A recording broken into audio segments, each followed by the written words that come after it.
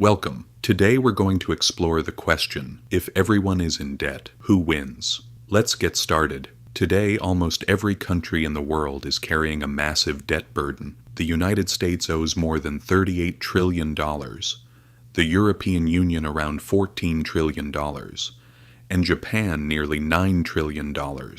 And it's not just wealthy nations, oil-rich countries like Saudi Arabia, as well as economic powerhouses such as Germany and China, also carry debts worth billions or even trillions of dollars.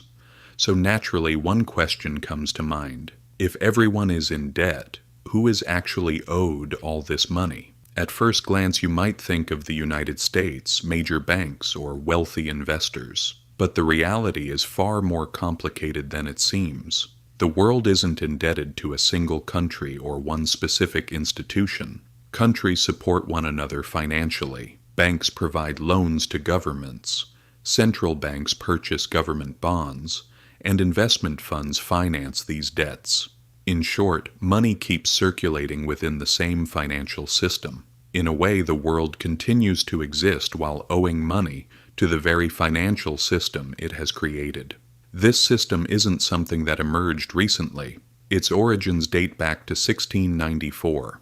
At that time, England was at war with France, and its gold reserves had begun to run low. To keep the war going, the king borrowed money from merchants. In return, he promised to make regular interest payments using future tax revenues. To manage this arrangement, the Bank of England was established, and government bonds were introduced.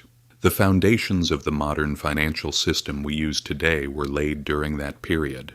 Over time, this model spread to other countries. France, the Netherlands, and later the United States adopted the same approach.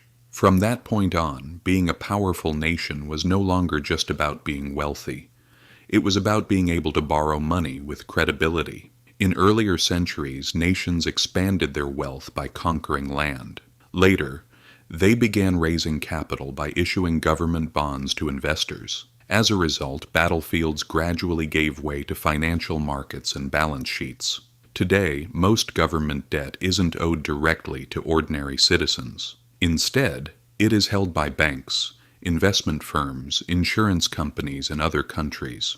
In reality, the global financial system consists of countries constantly lending money to one another. Japan purchases U.S. Treasury bonds. The United States provides loans to other countries through the IMF. Europe finances developing economies through the World Bank. Developing nations, in turn, invest their foreign exchange reserves back into Western government bonds. As a result, money continuously changes hands without ever leaving the system. It creates a massive cycle in which everyone is effectively lending money to everyone else. The most powerful players in this cycle are the financial markets and central banks. They largely determine which countries can borrow at low interest rates and which are forced to pay higher ones. If investors lose confidence in a country's economy, its currency can lose value, interest rates can rise, and economic crises can begin within a short period of time. The role of central banks is even more significant. They don't just oversee the system, they also create new money. When the Federal Reserve or the European Central Bank purchases government bonds, new money is effectively injected into the economy. That's why almost all of the money we use today exists as the result of some form of debt. In other words, there is no modern monetary system that is completely independent of debt. For decades, this entire system has remained standing because of one crucial factor: trust. As long as investors believe governments will continue paying interest on their debts, the system functions smoothly. But once that trust begins to weaken, everything changes. The financial crisis in Lebanon demonstrated how losing confidence and failing to control government debt can severely damage a country's economy. During such periods, the IMF and other international organizations often step in, but in return, countries are usually required to implement strict austerity measures. Perhaps the most interesting part is this. Today, governments are not trying to eliminate their debts entirely. That's because the system was never designed for that.